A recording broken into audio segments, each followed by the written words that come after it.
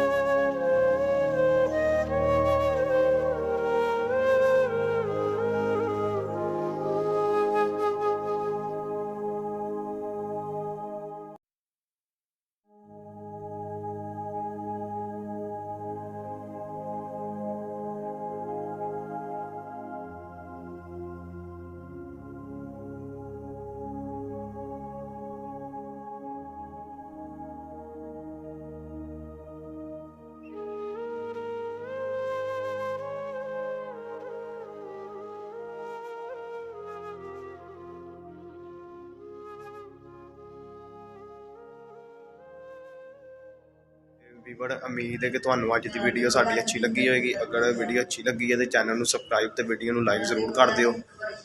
तो चलो अज की वीडियो का करने अल्लाह हाफिज़।